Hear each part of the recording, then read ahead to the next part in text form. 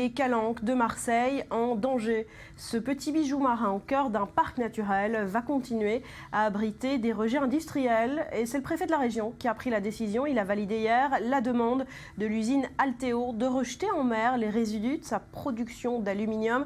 Les écologistes s'insurgent et dénoncent un chantage à l'emploi. Betsabé. On va continuer à polluer les calanques, donc après avoir jeté en mer 20 millions déjà de déchets toxiques pendant 40 ans, les fameuses boues rouges. L'usine Alteo va faire la même chose maintenant avec ses eaux résiduelles et ce pendant au moins 6 ans. Car technologie et puis normes sanitaires aussi obligent désormais on déshydrate ces fameuses boues rouges et on les stocke en plein air.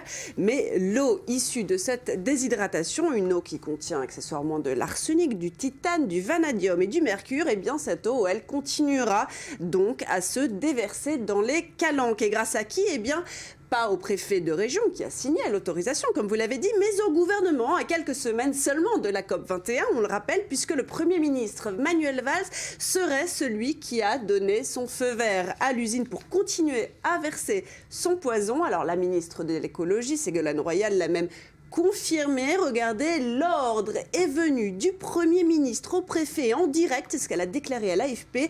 Je n'ai pas du tout changé d'avis, je pense que c'est une mauvaise décision qui est essentiellement, dit-elle, suscitée par le chantage à l'emploi. Des motifs politique.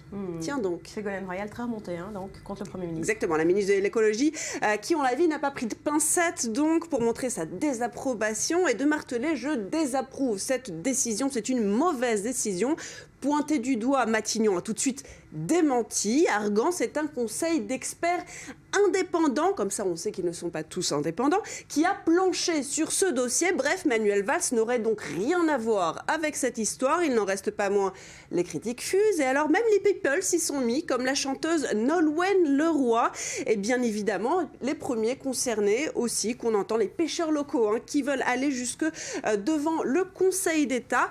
Quant à Alteo, l'usine concernée, elle travaillerait, paraît-il, à réduire ses taux d'arsenic et de mercure. Nous voilà rassurés, Barbara. Voilà pour cette affaire. Et puis